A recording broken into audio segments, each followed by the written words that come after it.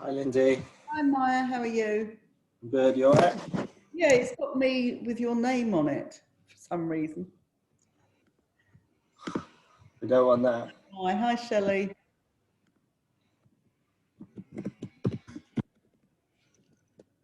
All right. Is that better? Yeah, that's fine, yeah. Hi, Shelley.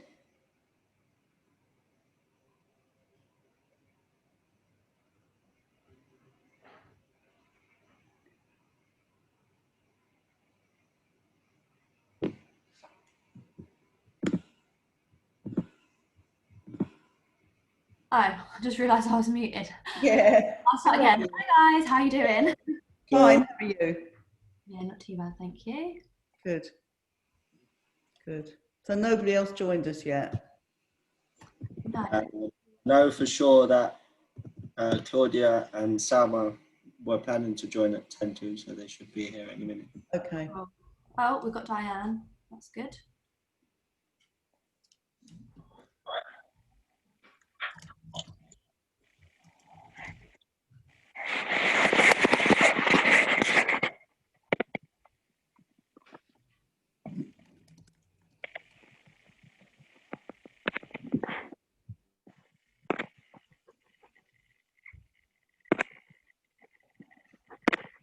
Maya, what day is the new website being launched? I know I've got to mention it. Oh, Tuesday. Tuesday. Yeah. What's being launched on Tuesday? New website. Oh right, yeah, that's all going ahead. Yeah, the guy. Very good. Yeah, the developer's scheduled in the next. He's working today to get it done. So. It's really nice. Yeah. Yeah, I mean they're great people actually. The Outlandish people. Outlandish are lovely people. Yeah. Is Harry back yet, or is he? Yeah, he's back. Yeah. Because their baby looked absolutely gorgeous. Well, all babies look like that, don't they? But she does look. Hi, Shelley. Have we got an agenda? Hi, have we got an actual agenda? Because I haven't seen it. What order? Well, we have a list of speakers, and I was hoping that you might even go first. I'd rather not go first. You'd rather not. That's fine. Yeah. Have you got a preference as to when you go? I've got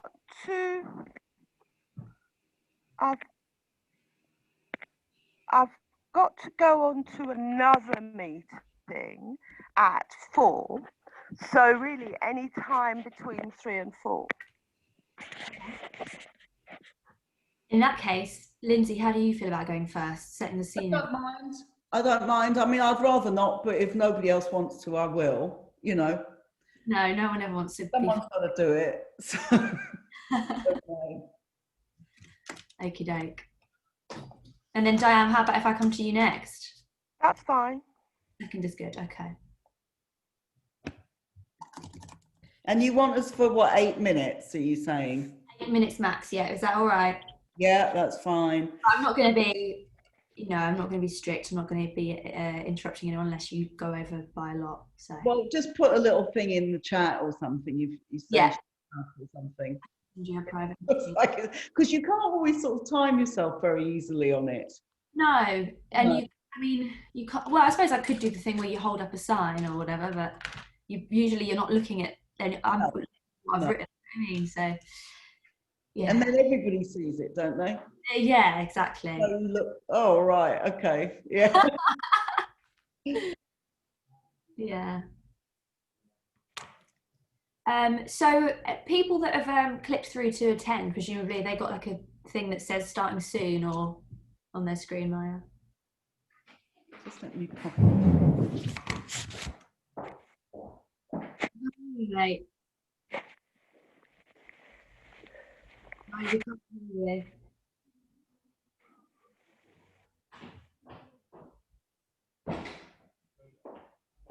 Oh, you're saying so much and I can't hear any of it. Right. I'll keep it short. We'll start. Let's just try and start at 3 o'clock. Okay.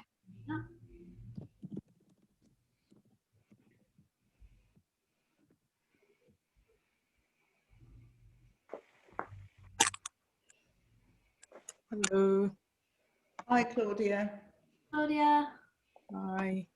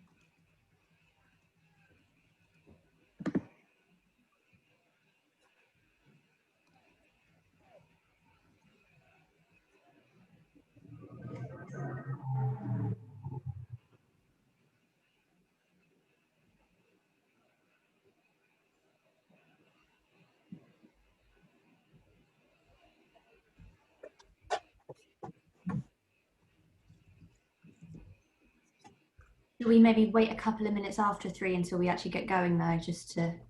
Do we know where the other speakers are? Have we heard anything? No, I haven't. I heard from Salma yesterday. She said she was joining at 10 to. Okay. And Jeremy's definitely got the link and stuff, but he does tend to maybe join 5 minutes late. But I'll send her a quick message. yeah, so if I start it at 3, we can just hold until like 2 or 3 minutes pass and then get started. Just let people filter in and stuff. Is that all right? Yeah.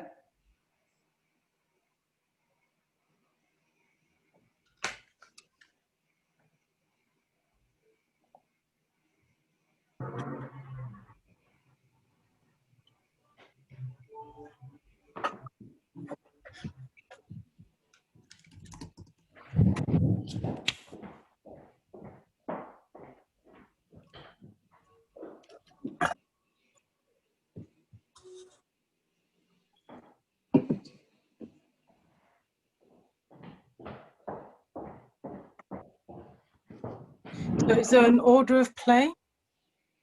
Hmm? Is there an order of play? We have got Lindsey up first, followed by Diane. And then I was going to go to Salma if she's here, followed by you and then Jeremy. Bailey, if there's any issues with Salma arriving, obviously I'll come to you third. Is that okay? Mm-hmm. Or do you need to get off or anything, or are you able to? What time are you hoping to finish by? That's It's an hour, isn't it? How long are we scheduled for, Maya? I actually don't know. Well, if each speaker's 8 minutes, probably about 45, 50 minutes. Yeah, but how long for discussion and stuff? We can finish by 5, above 4, sorry. Yeah, I reckon, yeah. But it Quite a lot of their food. Mightn't it? What's it, sorry? Well, mightn't it go on a bit after 4? Yeah, I reckon 3:30 latest, maybe. At the latest, yeah. 4:30. What have you got to go, Claudia? What have I got? I'll have to go at yes, just after 4 actually. Yes, no, you're fine actually. Yeah, you're fine for doing your introduction. Yeah. Okay, I'm gonna go live now. Is that all right? Okay. Yeah. So just give it a couple of minutes after that. Will do.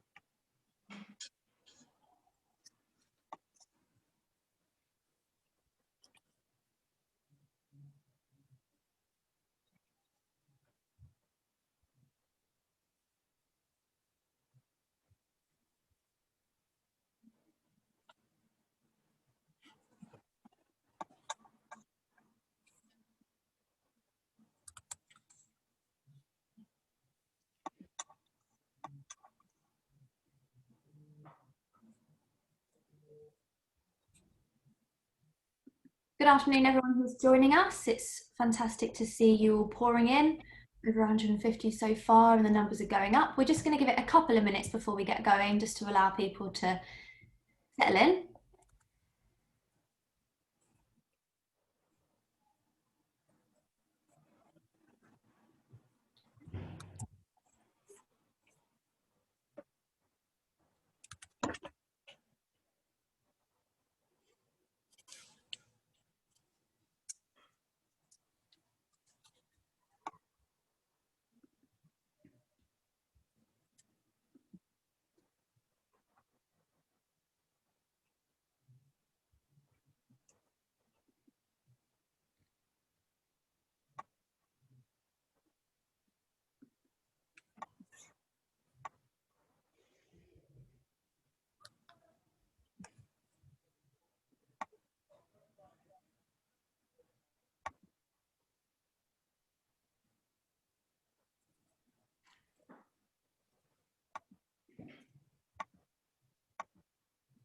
Lovely to see people introducing themselves in the chat box. Please do go ahead, post your name, where you're calling in from. I remember one of the most recent meetings had people from all over the world telling us that they were calling in, and that's fantastic.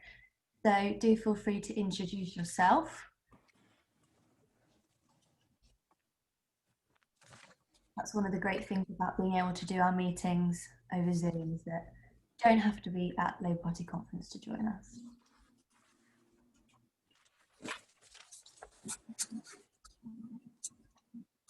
I've got Rick from California. So there you go. I told you it was going to be international. And Greg from Australia.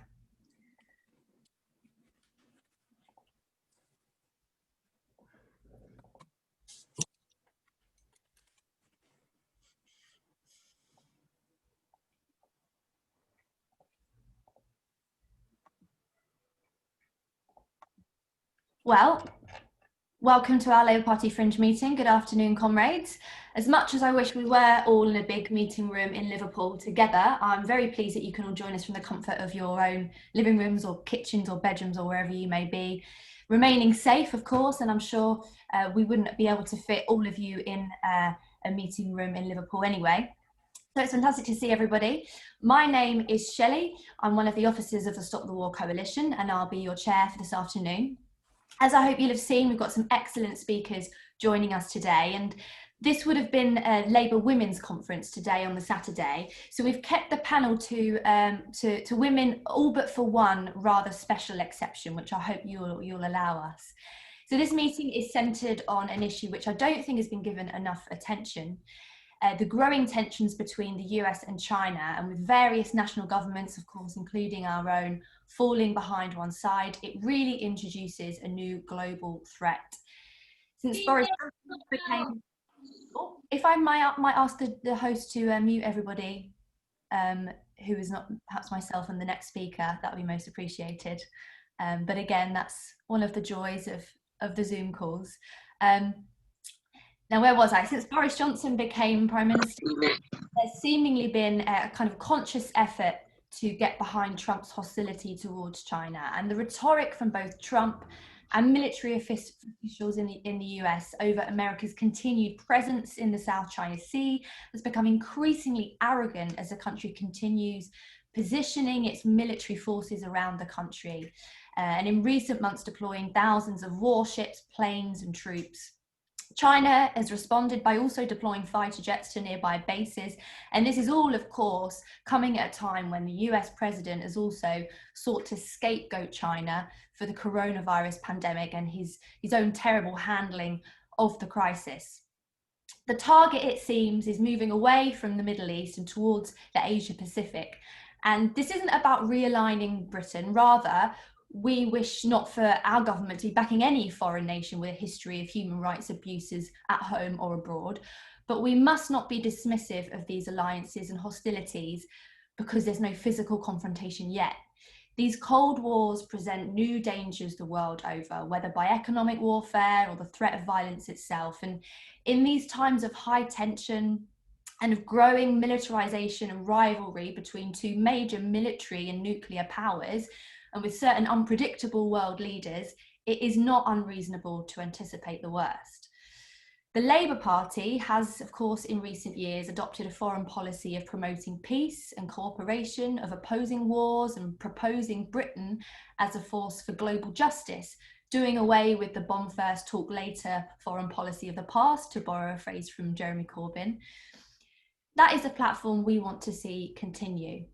And so it's my pleasure to open up this meeting where we will hear from a range of speakers emphasising the importance of that anti-war foreign policy, what our priorities as part of that should be, and how we organise and mobilise for them. So enough from me, it's time to open up to the speakers. And our first speaker is one of the founders of the Stop the War Coalition, its current convener, an activist, writer, legend of the left, Lindsey German. Over to you, Lindsey.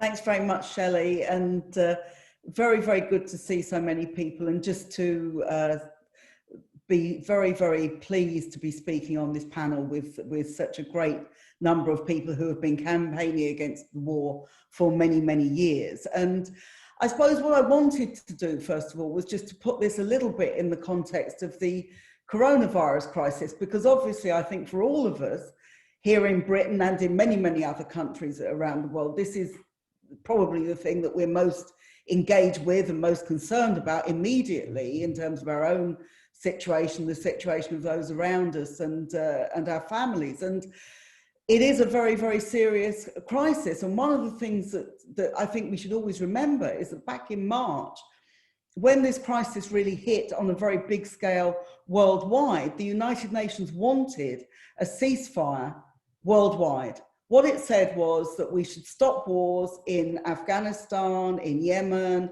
in Libya, in all the places where they're going on, because what we have to do as a community internationally, we have to be prepared to fight the virus and to ensure that people's health comes first, and you can't do that if millions of people around the world are living in conditions which are dangerous, which are deadly, and which make it impossible for them to deal with this virus, as well as all the many problems that we have. We know, for example, in Yemen, that there was already a gigantic cholera crisis. So I think it's worth going back to that, because unfortunately, as with so many other mistakes I think that have been made in the course of dealing with this crisis, far from there having been a ceasefire, we're now in a situation where in many of these places the war has got worse. If you look in Yemen in particular, we are now in a very desperate situation.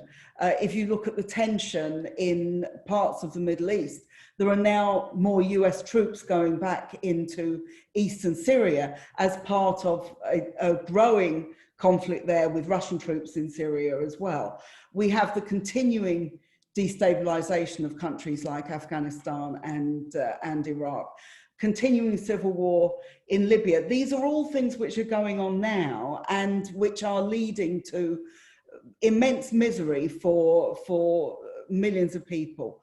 There's also the situation which I think it's worth outlining with Donald Trump. I mean, Trump is we're only 5-6 weeks away from the American election. And I think all of us, I'm sure here, very much hope that Trump isn't re-elected, and that we do see a different government. But the interesting thing is that Trump is still trying to sort of present himself as a kind of anti-war figure, that is somebody who has not sent troops in large numbers into other countries and done all these sorts of things. And I think it's worth just thinking about what Trump has done in recent months and the way in which his rhetoric is contributing to global tensions. Because the first is over the question of Iran, where again, he's stepped up the rhetoric lately and has imposed sanctions on actually Trump has imposed sanctions on many countries around the world, including Venezuela, but who's stepped up the rhetoric more recently about Iran and talk about growing conflict with Iran. And actually, if you look at the agreement between Israel and the UAE and Bahrain, which has taken place in recent days, this is also part of an alliance which Trump is very, very much behind fostering, which is about two things. It's firstly about building a coalition against Iran and therefore fueling future conflicts in the Middle East. It's also about as so often these conflicts are, an increase in arms sales, and particularly the F-35 fighters, which the UAE want to buy from the United States. So we can see with it there, this growing conflict. And then, as Shelley has referred to, the major, I suppose, shadow that is overhanging all of this is the growing conflict with China, which at the moment obviously is taking economic forms, and quite serious economic forms in terms of restriction of Chinese trade and Chinese development and partnerships with Chinese companies and so on. But also we know is taking a growing military form, and we are, I think, already in a new Cold War, a Cold War which those of us who remember the last Cold War know there's no winners in these Cold Wars. You are spending billions of dollars and pounds on weaponry, including nuclear weaponry, at a time when we can't fund testing, we can't fund a decent health service, we can't fund any of these sorts of things. And those war build-ups are not only dangerous to our own populations and to other populations in their own terms, they're also dangerous in terms of the way in which we allocate the resources of the world. And that seems to me the whole question of why we spend so much money on weaponry, why we have arms sales as such an important part of the British economy, are fundamental questions which we need to raise and which we need to challenge. And I'd like to, because this is obviously at a Labour conference and that we're discussing this in terms of the Labour Party, I'd like first of all to pay very great tribute to Jeremy and to Diane and to Claudia for all the work that you've done, and the great work that Jeremy did as leader in apologising over the war in Iraq, in terms of trying to redirect a foreign policy so it wasn't just a more belligerent policy, it wasn't a policy of intervention and war, but was a policy of peace and justice, and that was the whole aim of it. And I think it's a fantastic credit to them that they were able to do this, and it's something that I feel is very, very important, that for those of us who want to campaign against war and for peace, that these policies have to be fought for very, very hard inside the Labour Party and with the present leadership and the present Shadow Foreign Secretary, because they cannot just simply accept the normal narrative about China, about Russia, about what's happening in the Middle East. They have to look at the reality of what is happening and look at how we can actually begin to change a foreign policy so that Britain isn't just constantly involved in these wars and conflicts to the great detriment of ourselves and to other peoples around the world. And I find it particularly reprehensible at a time when we've now got refugees in burning down camps in Greece, we've got refugees trying to cross the Channel. These are people who are victims of wars. This is what war means when we're talking about ordinary people around the world, and that's why it has to stop. So I think the discussion today, I hope, will contribute to that and to people understanding some of the very, very serious questions that are facing us in terms of world peace. And that I don't, we had Tony Blair, who brought great shame on the Labour Party in terms of his policy on Iraq. And it was something that was very, very important for us to challenge and to put behind us. But we have to make sure that with the present leadership, that actually they do understand you cannot go down that road again and how disastrous such a road would be.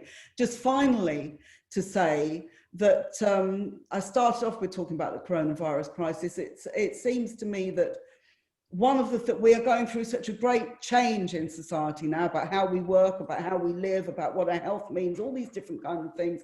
I think this crisis should be a chance to reshape society. It should be a chance to reshape society in terms of the poorer getting more resources, in terms of an end to the kind of work which is damaging to so many people, and towards a new and a much greener economy, to the end of climate change.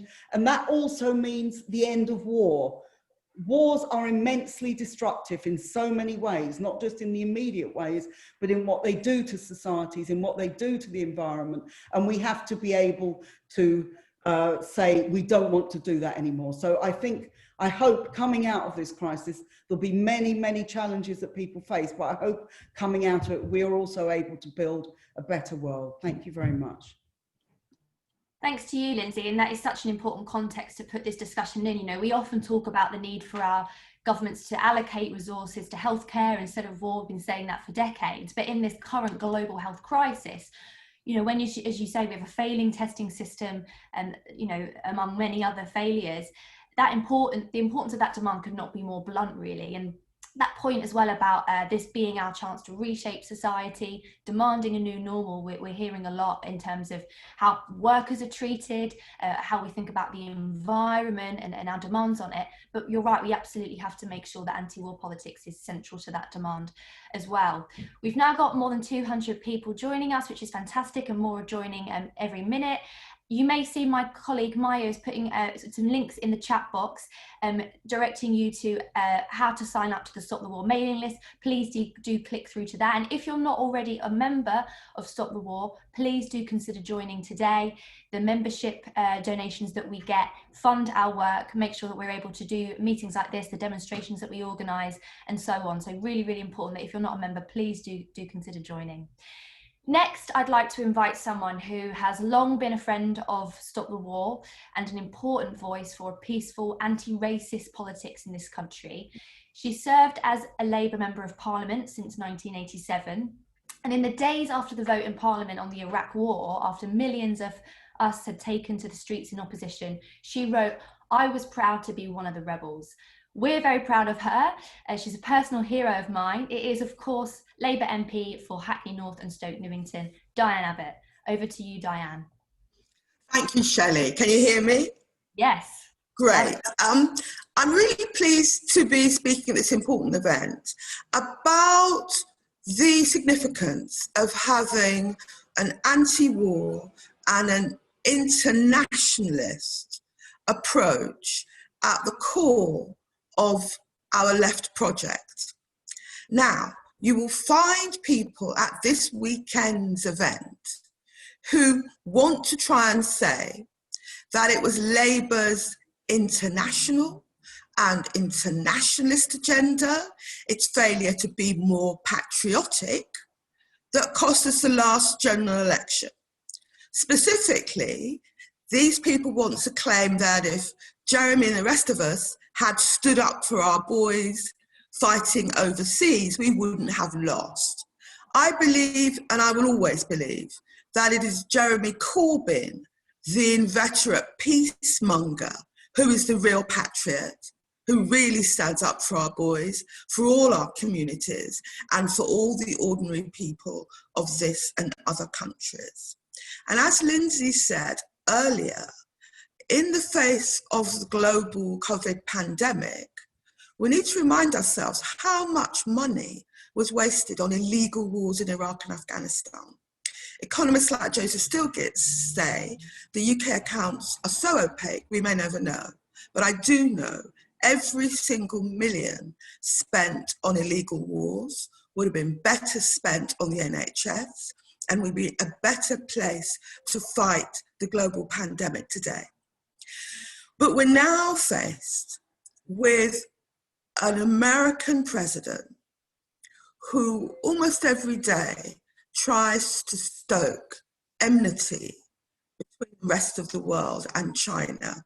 He makes a point of calling COVID a Chinese infection.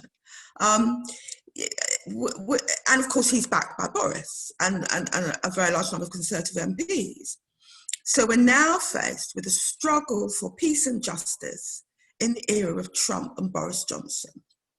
Now, despite the fact that Boris Johnson says his hero is Churchill, I've never known Boris Johnson show much interest in military matters specifically. He prefers to insult other countries and other nationalities. But Boris owes his job to Trump, who helped elbow Theresa May aside for him and got Nigel Farage definitely to stand aside for him. And Trump is interested in the military.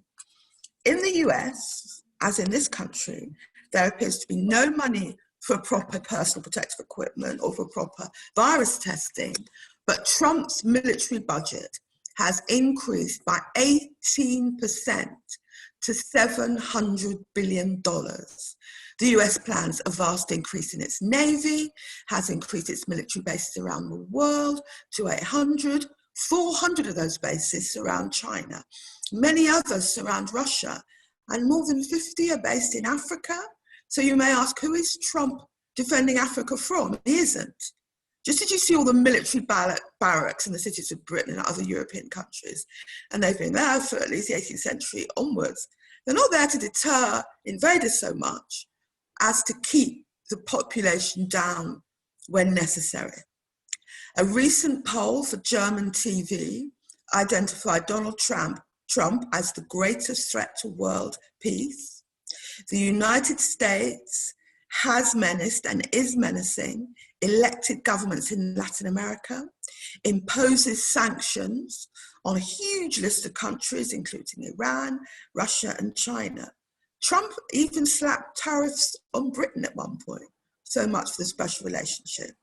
But Boris owes so much to Donald Trump, including the keys to number 10, that if Trump says jump, then Boris says how high. That is why Johnson has completely reversed his position on the Chinese company Huawei. It was because Trump's envoy told him he had to. That's why the new aircraft carrier HMS Queen Elizabeth will be sailing to the South China Sea and will be mainly carrying US warplanes, not British ones. And it's even possible that some of them could even be armed with nuclear weapons. This is an irresponsible act. It ramps up the risk of conflict, even conflict by mistake. It is the opposite of protecting the safety of our citizens, and it puts us all in danger. Trump is stirring up animosity to China in a very crude and cynical attempt to keep ordinary working people who are frightened of losing their jobs on his side in the run-up to a general election. So we're in a dangerous world. It's made more dangerous by the actions of our own government. And in response, we must not hide our anti-war credentials or our anti-war record. We mustn't bend to the propaganda campaigns of the warmongers. In dangerous times like these, we need more of Jeremy Corbyn's internationalism, not less of it. Thank you very much, Chair. Thank you very much, Diane. It's one of the downsides of these meetings, we can't hear the raucous applause after everyone speaks, but I can see Claudia clapping and dancing in approval. Thank you so much, and you're absolutely right, we have to stand firm, not bending to the warmongers. I like how you described Jeremy instead as a peacemonger. And it's very interesting, isn't it, that Trump talks about the fight to defeat coronavirus as a war, but if only we were spending as much money on fighting that war as we do real wars, if only we were investing in our frontline responders in the NHS as much as we do in weapons technology. A lot of people saying well said and clapping in the comments.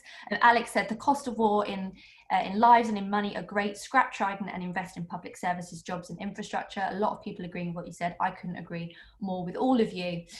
Thank you again. Our next speaker is another founding member of the Stop the War Coalition, a leader of Birmingham Stop the War, and a current patron of the organisation, an activist, a hero. It's Salma Yaqoob. Salma, the floor or the screen is yours. Thank you so much, Shelley, for that really warm welcome. And I'm really honoured to be on this platform. My journey in politics has very much been shaped by the people on this platform. Lindsey, Claudia, Diane, Jeremy. When I began that journey, it was after 9/11. We've been hearing all the narratives about the 19th anniversary just last week.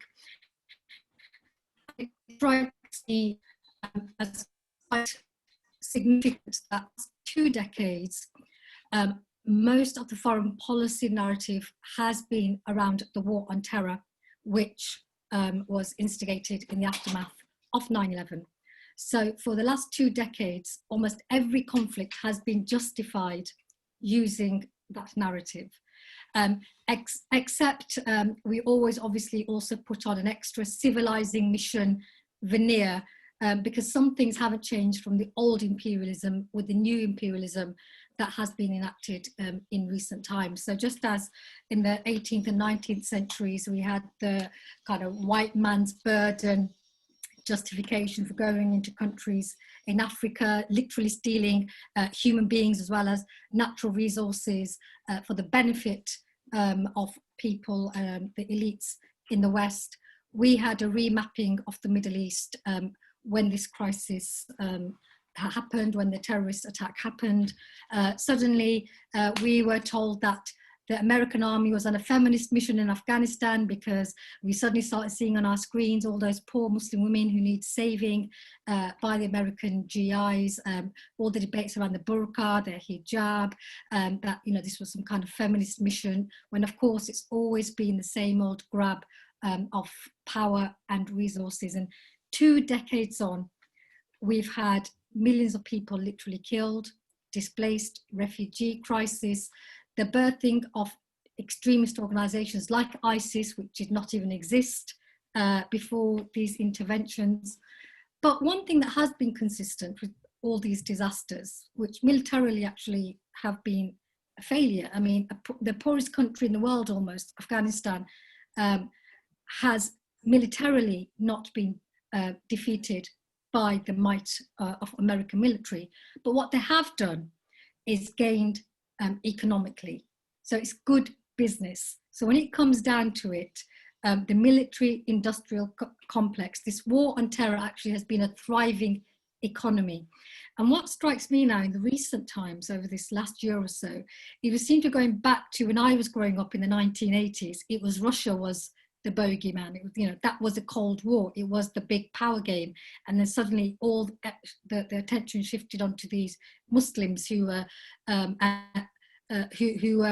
otherized in a way which justified these attacks. And what was also interesting with the language of the war on terror was that every other country which wanted to justify its occupations or its persecutions was able to co-opt this narrative to justify its aggression. So whether it's in Kashmir with India, the occupation there, suddenly India was talking about Islamic fundamentalism, and it was always a geographical dispute. Same with Palestine. It's a geographical issue, and Israel then was able to justify its occupation, its persecution, its repression of Palestinians in the name of fighting Islamic radicalism. And we see that happening with China. Coming on to the topic today, and I guess in my few minutes, I wanted to kind of almost sound a note of warning for us on the left. Our primary, you know, I see myself as a British citizen, my main duty is to hold my government to account. So of course, a lot of my time and energy is talking about Western imperialism because our government is very much part of that. But looking at the world today and looking at what China is doing with regard to the Uyghur Muslims, we're not talking about a small thing here, we're talking about literally millions of people being rounded up, persecuted, that we on the left don't fall into the trap of being silent, or then the right trying to put us in that trap of positioning ourselves as somehow either too quiet or complicit in those kinds of crimes. And it worries me when it's the right-wing commentators who are talking about the persecution of Muslims, when I know full well that these very same commentators, they don't have any sympathies with oppressed people, with those people on the receiving end of racism. But there is a responsibility on us in the left to not lose sight of that with this new kind of imperial power struggle. Because without doubt, China is rising, so much for the last century, which the Americans wanted to be the new American century. I like Naomi Klein's framing of this. It's very easy for conspiracy theorists, you know, when we see who gains from all these interventions, you know, to go down that rabbit hole. But she puts it in the sense that what the right wing managed to do is be poised and ready to exploit when the next disaster comes. Their think tanks literally are able to mobilize the army tanks.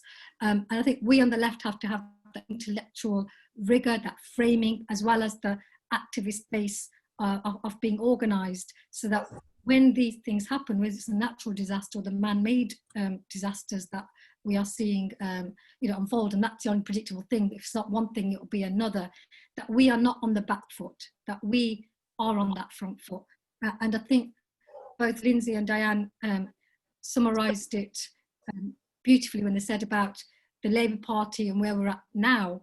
The 2019 election, I totally agree with the analysis that the vitriol, the enmity, the forces that were unleashed were most threatened by the internationalist pro-peace stance as headed by Jeremy Corbyn. And the fact that Stop the War coalition is still around despite all the attacks it's been subjected to is because actually of the threat that it poses to the establishment. The reality is, going back to 2003, the largest mobilization in human history was against the war in Iraq, and it was on the basis of solidarity. That huge mobilization was not just about Muslims saying don't attack Muslims or Arabs saying don't attack Arabs. The fact that in Latin America, in Africa, in India, as well as all virtually the Western capitals, people were saying not in our name. And that moral strength is something that they want to make us feel doesn't exist. And that's why they also want to make people feel that the Labour Party policies and that manifesto on which it was fought is something that nobody should ever dare raise. That's what they want to finish off. And that's why the attacks on Jeremy are still relentless, because that's the actual threat that people have woken up. We have seen huge mobilizations around Black Lives Matter, around climate change, because we have a generation now which is actually anti-war, which is informed and angry and righteously demanding sustainable change when it comes to our climate, which is now, despite all the xenophobic rhetoric, and we can focus on the negatives, the fact there is a far right rise, the fact that in that void, when the economic failures of the system, because disaster capitalism, of course, results in inequalities. Of course, our democracy is just a sham. It is genuinely a hypocrisy. Before we had more of a veneer, but even in this country and in America, with exposures of how money is now where people owe their allegiance, those who fund the political parties, those who fund the candidates, those are the people who our politicians are answerable to, not the electorate. And as people feel more and more distanced from feeling empowered, from feeling they've got a choice in their lives, from feeling they've got a stake in the institutions, that void and that insecurity and that feeling of helplessness is now being exploited by those very same forces which have created those insecurities and inequalities with racism and xenophobia. And whilst in the past, certain groups, I would say Jewish groups historically have been the kind of go-to scapegoat around the world. Black people have been dehumanized, otherized, and their exploitation has been justified by that kind of racist narrative. I would argue that Muslims are the kind of go-to scapegoat. So in Europe, if you are Islamophobic, that's something to be proud of. That's something which will get you votes, not something which will deter people from voting, which is why Boris Johnson and the Tory government, can be so blatantly racist and so blatantly Islamophobic. And in fact, they see it as a bit of a tactic. Far-right parties in Europe have gained traction on the basis of otherizing and their fear of Muslims. But this isn't just in the West. In India, the pogroms of Muslims there. We see Burma, the persecution, genocide of Muslims in China.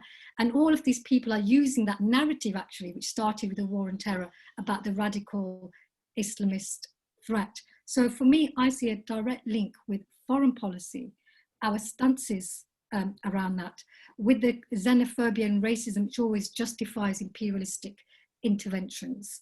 And so that's why, for me, the anti-war movement and Stop the War Coalition in the UK is absolutely a vital buffer. It's no accident, although again, they were trying to make us feel like, oh, we marched and it didn't change things. That march, I can tell you, was a springboard for the Arab Spring. Egyptians have told me that directly. So it's something where human beings, solidarity is the antidote to all of these evils. When we refuse to be otherwise, when we refuse to be divided, when we hold on to our humanity. And that instinct actually, whilst the far right will try and appeal to the lowest of instincts and tell us that human beings will always be more swayed towards that, and that's what they will appeal to. Our politics, our socialist values, our politics in terms of where we're coming from, is about actually believing in the better instincts of human beings and saying that we want to organise on that basis. We are not naive about the challenges of that, because we know there are very real entrenched interests which are threatened by that very basic human decency approach. And so they will make the peacemongers appear that as the real threat, and as if they are the threat to peace. They will make out that the people who are actually fighting for economic security, both here and not at the expense of other people abroad, will lead to somehow economic disaster in this country. And I reinforce the point that how this internationalist, humane approach is the biggest threat. The Tory government was able to find state intervention money left, right and centre, you know, beyond even anything that was in Jeremy's manifesto. You know, they found the money for it.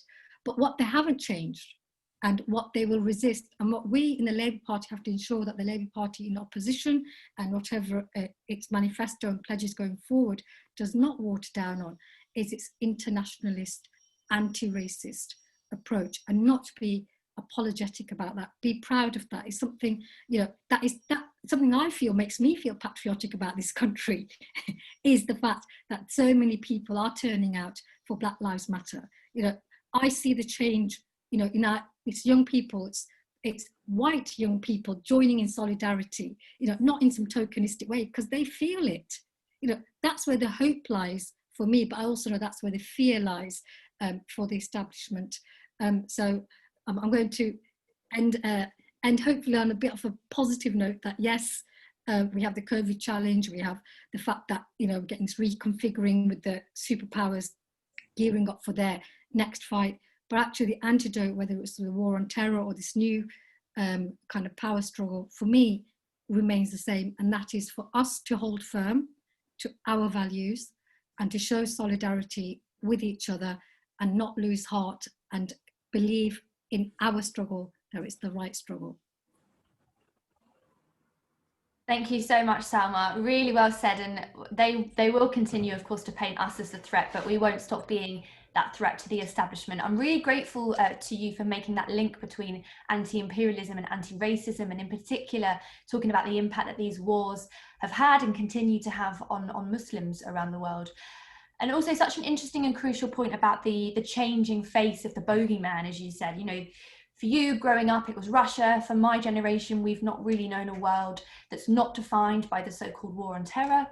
And I think, as you said, that's kind of shaped many of us into being instinctively anti-war. And now, again, we're seeing that face of the enemy change. As I said before, I've posted some links in the chat for people to join Stop the War. If you're not a member already, please do consider doing that. Your membership fees fund everything that we're able to do. It's really, really key that we have a large and active anti-war movement, and we've seen our organisation grow over the last few months. The more people that join, that's fantastic. And again, there's links in there as well for you to join our mailing list, stay up to date with everything that Stop the War is doing. Now, Salma mentioned the 2019 general election and how devastating it was, but if there was one good thing to come from that awful night, that was our next speaker being newly elected to Parliament. But new as she may be to Parliament, she is certainly not new to the movement, and she's long been a supporter of Stop the War, and at the start of lockdown actually did an excellent Zoom meeting with us on Yemen. It's great to have you back, MP for Leicester East, Claudia Webbe, it's over to you. We're going to just need to unmute you first. Just wait for our host to, there we go. Live from the kitchen, here we go. Thank you so much for that introduction, and really thanks to Stop the War Coalition for organising really this important meeting and for giving us an opportunity to talk about how Labour as a party for peace responds to the increasingly dangerous world we live in, and to address the key issues facing anti-war and global justice campaigners as Trump fights for his re-election as US president. I want to obviously just thank Stop the War for really the work you do in service of peace and global justice, and your perseverance in all of that. And it's absolutely a pleasure to join such an inspiring range of women on this panel. And when we talk about women, we know that the global tragedy is that women disproportionately suffer during and after wars, and we estimate 70% of those killed in today's conflicts are civilians, many of whom are women and children. Wars indeed magnify existing gendered inequalities, and we shouldn't forget that women and girls are more vulnerable to sexual violence and exploitation. This is actually the cost of Britain's complicity in conflicts across the world. It's also brilliant to be joined by Jeremy, because Jeremy's time as leader enshrined a new internationalism at the heart of the Labour Party. And who can forget our 2019 manifesto pledge to end the bomb first, talk later approach to international security, limit the war powers of the executive, and conduct an audit of the impact of Britain's colonial legacy, so that we can understand our contribution, should we need to understand it, to the violence and insecurity across regions previously under British colonial rule.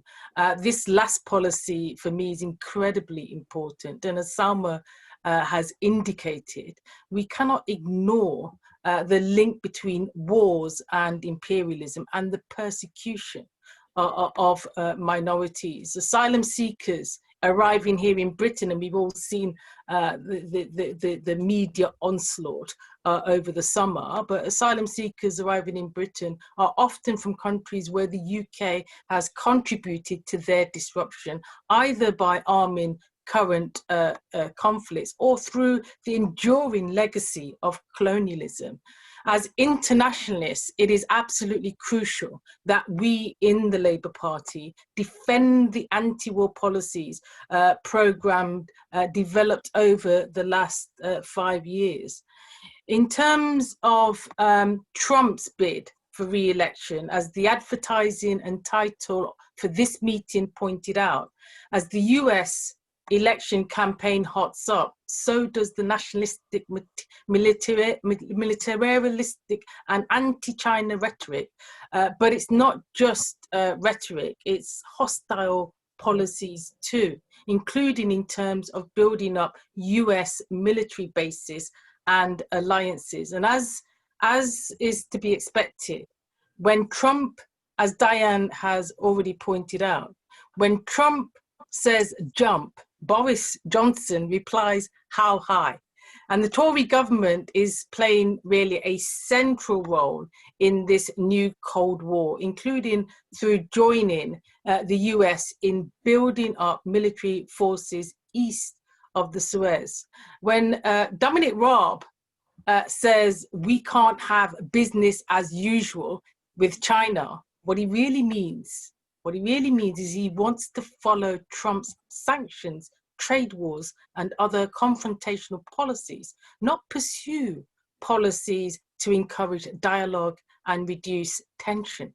Opposing Trump's war on China is not about agreeing with or not criticizing the Chinese government. It's about actually opposing a new global arms race and dangerous confrontation, which would have damaging impacts on the whole of humanity.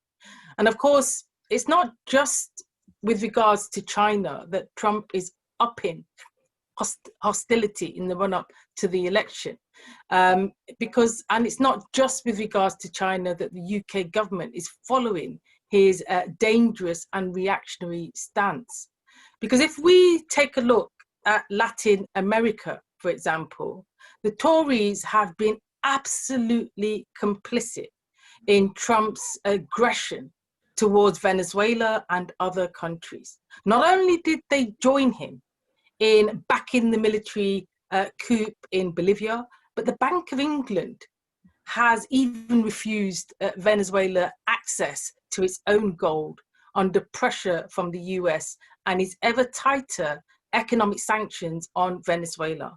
That now accompanying the US illegal blockade of Cuba. We should say yes to constructive engagement and dialogue, and no to sanctions aimed at forcing illegal regime change. US-led illegal regime change has been a disaster in Iraq and Libya, and there is no reason to believe it would be any better in Venezuela or Cuba. There are currently thousands of British forces in at least 35 countries around the world, including 1,000 in Afghanistan and more than 1,000 in the Middle East. Imagine that this is happening with the coronavirus pandemic at play too. Because you see, their continued presence in these areas is not only serving to prolong conflict and highlight tensions. We must, in my view, therefore, also be campaigning against the ongoing UK backing for the Saudi war. We must, campaigning against the ongoing UK backing for the Saudi war on the people of Yemen. The Tories are resuming arms sales to the murderous and repressive Saudi-led coalition, the Saudi regime. And the suffering of the people of Yemen has reached such a degree that, of course, it's no wonder why people are calling it the most severe humanitarian disaster in the world today.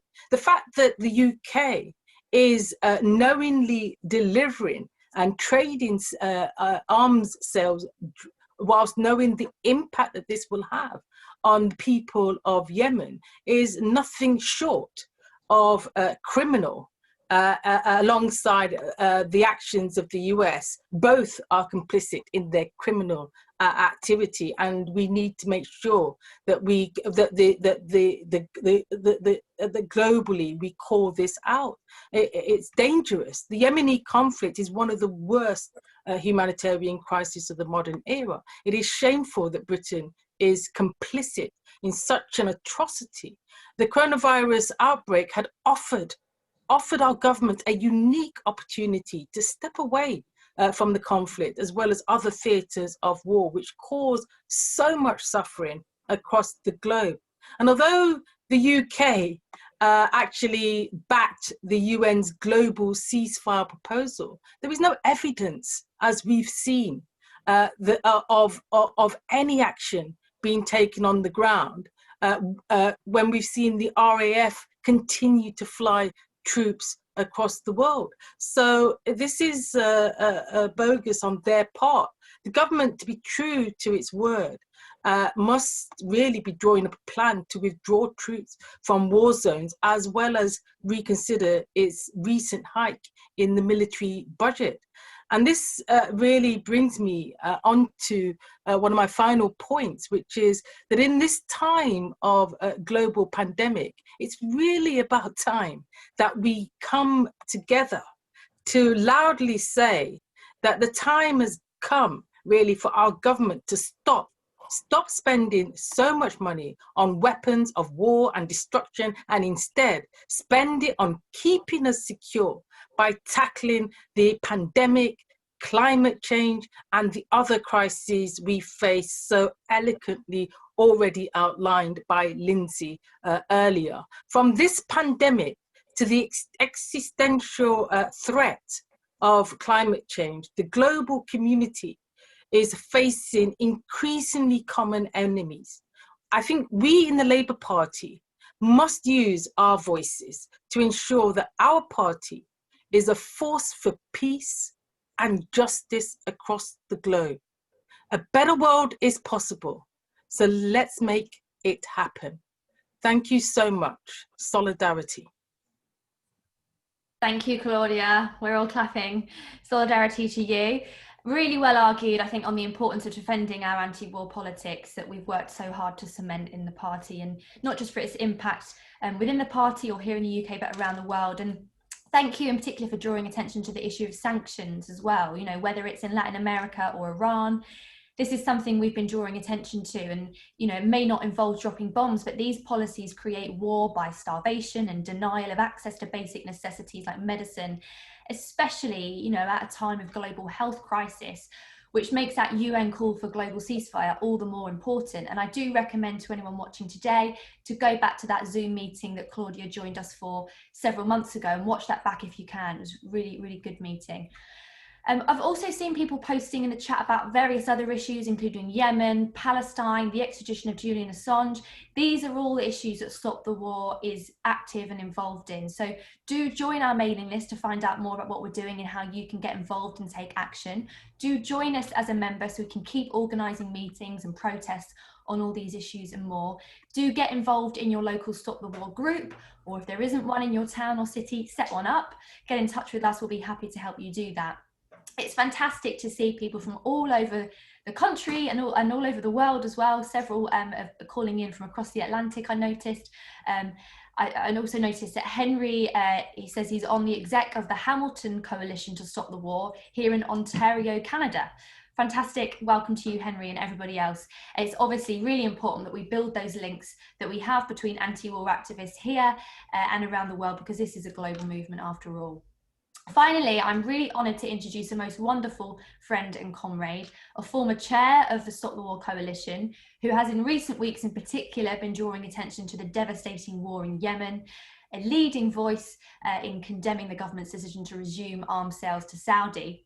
And it means so much to us, to so many of us, that he continues to lend his voice to crucial causes both here and around the world, as he has done for so long. One of the most important aspects, I think, of his political leadership, for me at least, will always be his commitment to international solidarity and global peace. And while we still have a way to go in cementing anti-imperialist politics on the left, I think he remains the most important proponent of it, just as he has been for so many decades. Jeremy, it's a pleasure to have you back with us for another Stop the War Zoom meeting. I hope it's not too long until we can do it physically in the same room. But for now, it's over to you. Thank you, Jeremy Corbyn. Shelley, thank you very much, and thank you for inviting me, and thank you to everyone for joining the call this afternoon from all over the world, because there is no more important cause than the cause, excuse me, than the cause of peace all around the world. And as a founder member of Stop the War Coalition, I remember the day like it was yesterday when we stood against the trend and against the time and said the answer to 9/11 wasn't a war with Afghanistan. The answer was to search for peace and to eliminate the causes of war rather than go to war itself. We were surprised at how many people joined Stop the War at that time, and obviously it grew ever since then. I don't think any of us that met in those various places in 2001, 2 and 3 ever imagined that 17 years later we would still be active in the Stop the War, Coalition. And so I want to thank everyone for the work they put in over the years, because having an effective peace movement is part of our democratic society, and important that we keep up that strength. Many have spoken this afternoon and spoken extremely well. There's a number of quick thoughts I want to share with you, because the time isn't unlimited, and it's more important that we take the message outside and campaign elsewhere. At the moment, the world is faced with the coronavirus crisis globally, which has taken the lives of hundreds of thousands, if not millions of people. And it's exposed the health inequalities and the poverty all around the world. The world is also faced with a refugee crisis. There are somewhere near 70 million people who are refugees, either internally displaced or refugees from their own country and trying to eke out an existence somewhere else. We're also faced with an environmental crisis. Look, obviously, at the spectacular news of the fires on the west coast of America, the fires in Brazil, and then also I would urge you look at the melting of the permafrost in Siberia, and look at the environmental degradation that's taking place at both the Arctic and the Antarctic as the polar ice caps melt because of global warming. Those are the crucial issues that face the world at the present time. But where's the biggest humanitarian crisis at the moment? In Yemen, where the presence of cholera is now a norm. The deaths of children from starvation and cholera is now a norm. The deaths of people from wholly preventable conditions has become a norm. And what's our contribution? To provide more and more arms to Saudi Arabia to take part in the bombing of Yemen. We are complicit in the war in Yemen. We're complicit in the killing of all those wholly innocent children in schools and other places in Yemen because of this abominable bombardment that's going on. In January of this year, at the same time as the World Health Organization made the point that an epidemic could become a pandemic when they had isolated and identified Corona-19. And in response to that, the General Secretary of the UN, Antonio Guterres, quite rightly made a call for an international ceasefire in all conflicts. He was absolutely right to do so. It had limited effect. Limited effect because many people prefer to go to war than to go to peace. And I was proud to lead our party, and I promised during the leadership campaign that if elected leader, I would formally apologize for the war in Iraq in front of the families of soldiers who had tragically lost their lives in the war in Iraq. And I did so. I did so on the day that the Chilcot report came out. And it was one of the most moving and poignant occasions I've ever been to. We were there in Church House in absolute silence in front of the families of people who'd been killed in Iraq. And it's very hard to understand what's going through their minds at that time. They lost one of their loved ones. And I read the apology out and said that as far as I was concerned, we would never do that ever again, because there had to be a different, better and other way of doing things. And so the lessons surely are that the war in Iraq was driven by xenophobia, was driven by excessive nationalism, it was driven by the dishonesty and lies of people at the time, and as a result, thousands died, thousands were made homeless, thousands were made refugees, and some became terrorists as a result of it. We've unleashed forces that we could have prevented at the time. So let's never, ever do it again.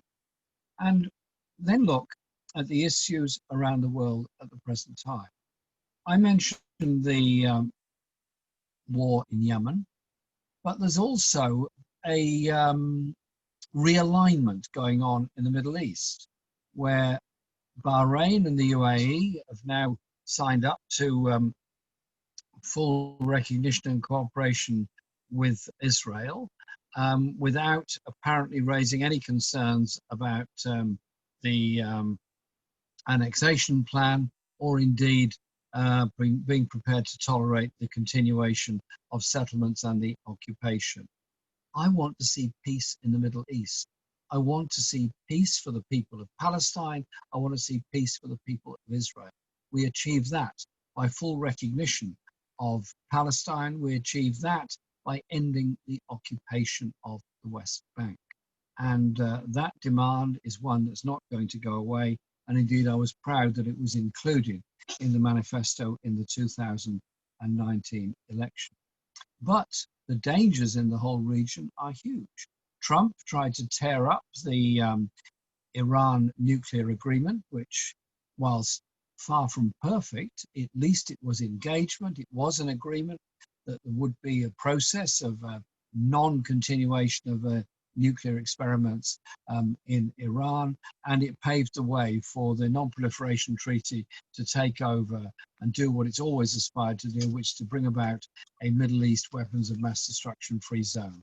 And so in the very short time I've got left, I'd just like to say this.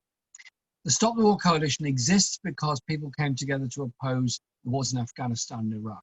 It needs to be there to oppose the wars of the future. It needs to be there to support a non-proliferation treaty to bring about nuclear disarmament around the world. The real issues facing the planet are environment, are human rights abuses, and are the refugee crisis around the world. None of those problems are going to be solved by nuclear weapons. None of those problems are going to be solved by exporting more and more arms.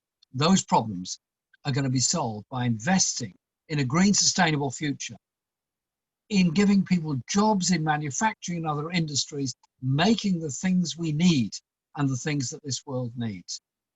Let's move in that direction. Let's link arms with people around the world who think the same way that we do. They do not want to see a world disfigured by war. They want to see a world where we look to deal with the problems we all face. Corona has taught us that there is no hiding place from a contagious disease. Thank you. Thank you so much, Jeremy. Again, we're all clapping from our own homes. Fantastic to have you as such an advocate for Stop the War and, you know, emphasising that need for us to continue with this campaign until we get what those alternatives are, which you so eloquently outlined, you know, investment in what is needed, i.e. not weapons and war, and that need for cooperation.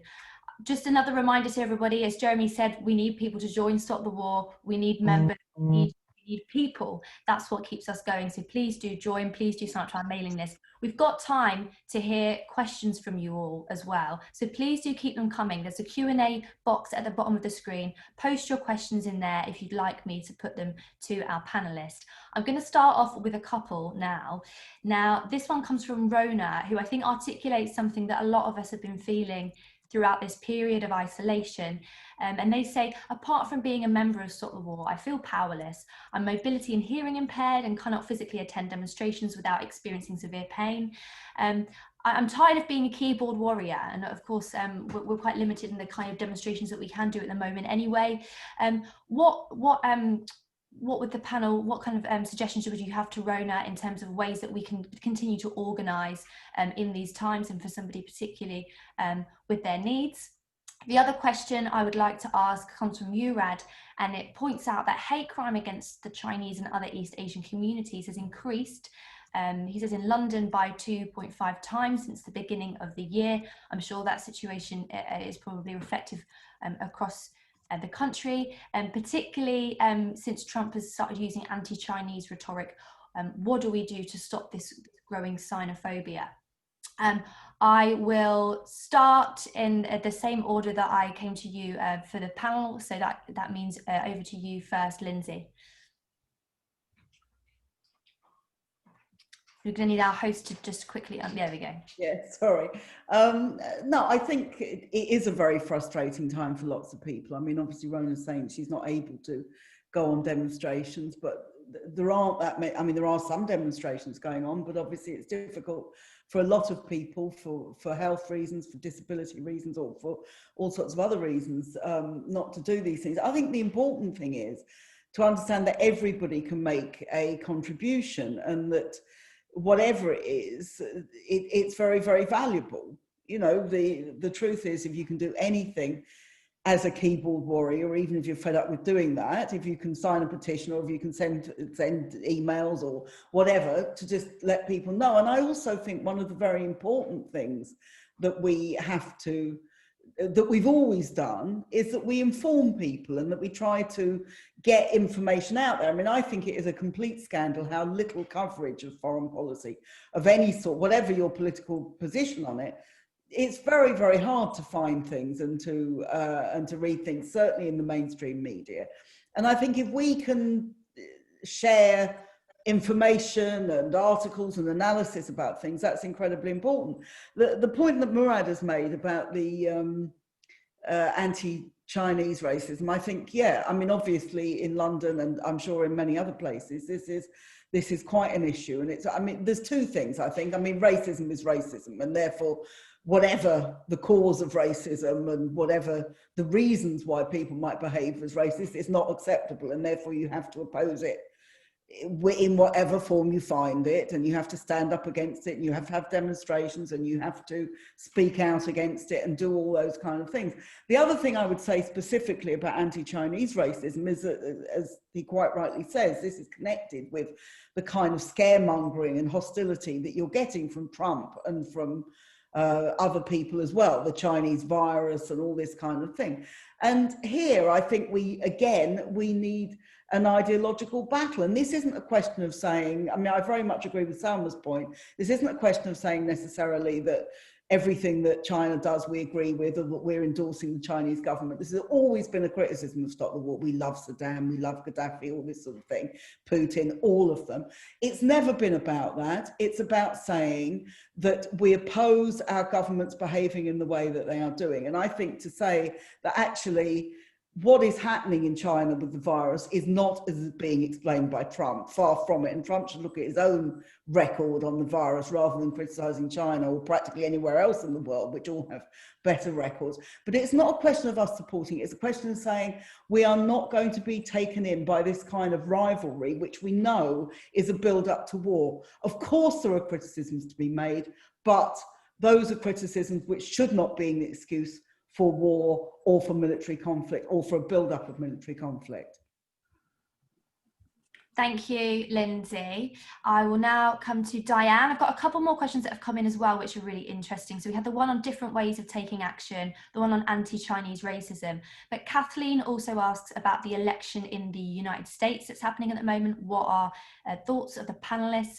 And Samantha asked how can Stop the War and the Labour Party start discussions about defence diversification and a socialist Green New Deal that means fighting for peace? I've seen a few people this evening talk about the Lucas plan in the chat. So any of you have got thoughts on those as well. Over to you, Diane.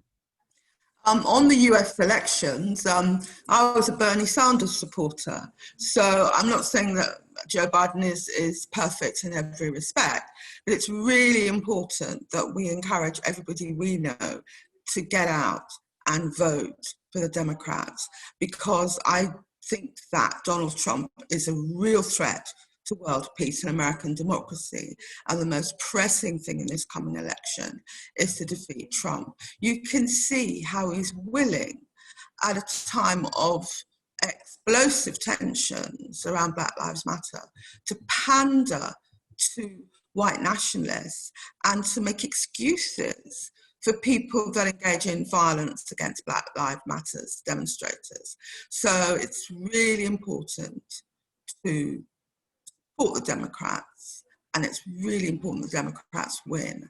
On what can you do, one thing you can do, and it is frustrating being a keyboard warrior, but you can do a couple of things, actually, which you may not be doing. You can write to your MP, and you'll say, write to my MP how, but MPs do listen to their actual constituents that write to them, because they could be a voter. And you should also write and contact the BBC at some of the very biased coverage you see, because once again, the BBC actually logs complaints from viewers. So those are two things I would say. Put pressure on your MP, put pressure on the BBC, and let us all, try and hope and pray for a democratic victory in November. Thank you, Diane. I'm going to come to Salma. I'm struggling to remember what order I came to you to begin with now. Salma next.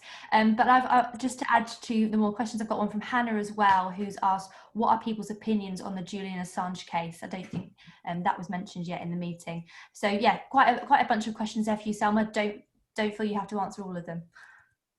Okay, well, I'll start with Julian Assange, because I think it's so important what he's done. He helped bring about an awareness of the realities of the war on terror. There's been a lot of misinformation about him, the way it's been framed that he put people's lives at risk, whereas actually he did not release information which gave individuals' names. But yes, we were finally able to find out what was going on in our name through his bravery, and he's being made an example of. So on the one hand, we go around the world saying we believe in the free press, we believe in democracy, we believe in being open. And in fact, that's one of the reasons why people want to come to England, quite frankly, because we do have this image of the rule of law, of democracy, of having these freedoms. And to a large extent, we have benefited from that. We have enjoyed some of those freedoms. But I found, even in my lifetime, that a lot of those have been stripped down. And in a way, the more that we need that kind of transparency and that information, the more and more difficult it's being made. And that's why people like Julian Assange are being made examples of. So absolutely, I saw that somebody in the chat had put the address to send postcards of solidarity. And I think it's so important that we do that and never underestimate, getting that support, even when you're in the most difficult times. I'm a psychotherapist by background, and, it always strikes me that simply by talking to our patients, our service users, I can't change the actual experience, whatever somebody has experienced, the trauma, the reality, what they went through. But I know myself the value, the power of just being heard, of actually restoring somebody's humanity and reflecting their experience in a way that people feel held. And so don't think sending a message of solidarity, and that would link to my kind of response to, I think it was Rona, who said, she just feels she's just a keyboard warrior. Don't underestimate the power of that. In fact, right now, the front line is the keyboard wars. There's so much misinformation, so much propaganda. I would encourage everybody to watch The Social Dilemma.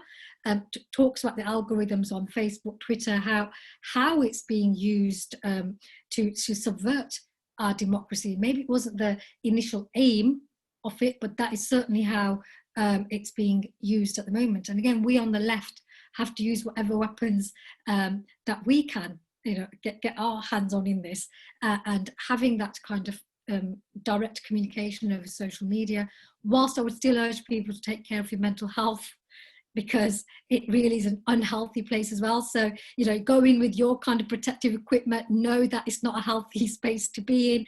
But when you're showing solidarity to other people, A, you get empowered yourself, but B, never ever underestimate the power, the reality, the difference, your compassion, and just you being bothered. Because the worst thing that we do as human beings actually is cancel other human beings. It's just shown shame and isolating are the most damaging things that we do to one another as human beings. And when people are politically isolated and socially isolated, loneliness is actually the biggest killer in the world right now. It impacts us physically, whether it's our brain cells or literally our heart cells. So, coming from, the field of mental health, for me, these things, mental health, mental well-being, political activism, for me, that there's a running thread, and that is about, holding on to our own humanity and sharing that with others. Thank you, Salma. What a unique perspective to have from you as an activist and a psychotherapist. I feel like we could have a separate discussion on that. Really lovely to get your take on that. So we had the questions from Rona, different ways of taking action, Murad on the rise of anti-Chinese racism, Kathleen asking about the election in the US, Samantha asked how can we start conversations about defence diversification, and Hannah, what are people's opinions on the Julian Assange case? Lindsey, I didn't get to put all those questions to you, so before I come to Jeremy, just to close things off, is there any of those other questions that you'd like to come in on?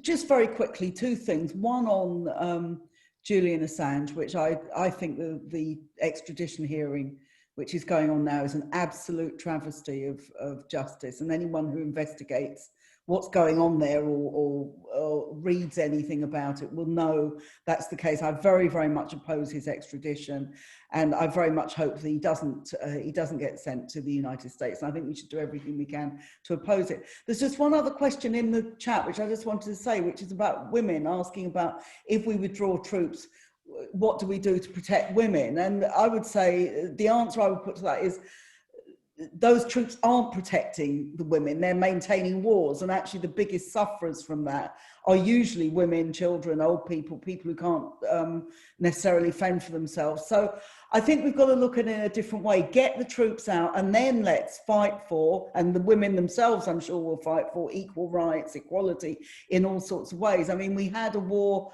to overthrow the Taliban. The Taliban are now back in Afghanistan. There's now peace talks going on to bring them back. So all of this is done in the context of war, not in the context of women's rights. So those are my just 2 points. And just before Jeremy comes in, just to say thanks to everybody, and what a great experience it's been on the panel. And please join Stop the War and support us as much as you can. Thanks for that final plug there, Lindsey, and thanks for picking up on that other question as well, which I hadn't spotted. And given that this is a meeting at Labour Women's Conference, really key to kind of make that point about how troops stationed anywhere in Afghanistan are not helping or protecting women. Jeremy, if I can come to you finally to give your responses to any of those questions or any final remarks that you'd like to make. Bear with us, we just need to unmute you, I think. There we are. Shelley, first of all, thank you very much, and thank you for chairing the meeting. And I think that the one lesson to come out of the corona crisis is that meetings like this involve far more people than we would necessarily get into a room, and also people that couldn't get to a meeting room for all kinds of caring and other responsibilities. So I hope that post-crisis, when we do return to meetings and rallies and discussions, we don't forget this technology is available, and that our meetings become an amalgamation of both of those in the future, so that we do keep up that very high level of participation. I agree with the answers being given just now by Lindsey and Salma on the issues surrounding Assange and other cases. The 2 points I'd like to pick up on are, one, the levels of anti-Chinese racism in our society are quite horrendous. I went to Manchester early in the year, late January, early February, and I went to Chinatown to meet people in the cafes and restaurants there. This was before the lockdown period, and they told me that business had more than halved in a week during the time that the corona crisis was becoming apparent, and that the WHO had reported that it had first been identified in Wuhan. And it became a sort of anti-Chinese racism that somehow or other, if you went to a Chinese restaurant, you would get coronas. I mean, it was completely ridiculous, obviously, but it was that horrible form of racism that was being stoked at that time and is there all the time. But I think the horrible events in the USA, the killing of George Floyd, and the development of the Black Lives Matters movement as a result of that, shows that there is a sense of solidarity globally, and people were in solidarity with the Black communities in the United States, but also with Indigenous communities in many parts of the world who were suffering much the same kind of abusive police behavior within their own societies. And so I do think the peace movement should never see itself in a silo, but should see itself as part and parcel of a wider movement for human rights and social justice and anti-racism around the world. Somebody raised a question about defence diversification and issues surrounding that. I think that's a very, very important question, because I want to see a more peaceful world. I want to see an environmentally sustainable world. I do not want to achieve those on the basis of creating mass unemployment in manufacturing industry or manufacturing towns. What I want to see is a conversion of our industries to greener and more sustainable forms of manufacture, to greener energy production, and actually create more jobs out of that, which is why I spent a great deal of time working with Becky Long-Bailey and others in developing the Green Industrial Revolution strategy, as friends and colleagues in the United States have done the same with the Green New Deal ideas. And exactly the same thing applies to arms conversion. Those incredible skills that are making aircraft engine, they're making ships and so on, are skills that we all need. Skills that are needed in a sustainable world, skills that are needed to deal with the environmental crisis and much else. And our armed forces also need to know that their future is strong, and it is there in peacekeeping operations. It is there in humanitarian operations. And I've never forgotten meeting people from the Navy who had been saving lives in the Mediterranean of refugees a few years ago. And so one of them told me he thought it was the most useful thing he'd ever done whilst he'd been in the armed forces. And so it is about reconfiguring the way we look at the world and the way we look at our own society. And I think Stop the War has been a very important part of achieving that. I am terrified of the idea that the US builds up this anti-China rhetoric and builds up more and more armaments in the Asia-Pacific region, that we join in by sending aircraft carriers to the Chinese coast, and we end up with either a direct confrontation between the US and China, or more likely, sort of wars by proxy over an island, over a border, something all around that region, as were the many of the proxy wars during the Cold War. But I'm also terrified that the pumping of arms into Saudi Arabia and the Middle East region, and deliberately stoking up a conflict between Iran and other countries, is in danger of spilling over into a war. We need to address the human rights issues that exist in Iran, yes, and in Saudi Arabia and every other country across the region. I think our strategy and policy should be guided by environmental sustainability and by human rights, and by bringing about justice for people all around the world. And the Strategic Defence Review that's now going on gives us the opportunity of making that case. And I know that Stop the War will be making that case. And I know that Stop the War will always be around making that case for a different, and I believe much better way of looking at the world. And I want to say thank you to everyone in Stop the War for the personal support and friendship they've given me over the years, but the way in which they've inspired so many to look at the world in a better and different way. Thank you very much, Shelley.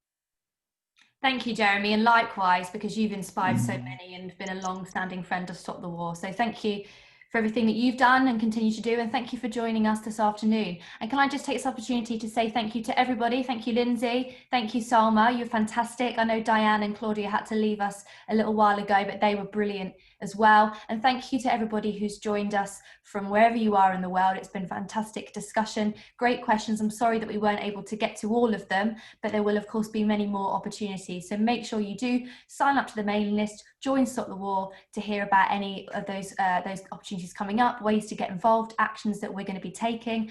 I also want to just do a final plug to say that on Tuesday, Stop the War is launching our new website. It's all very exciting, so do keep an eye out for that.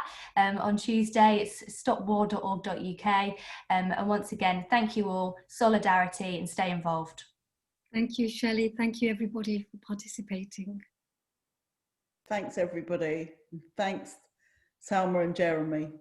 And it's a Shelley. pleasure to be on the panel with you. Well, and very nice to see you all. Thank you very much.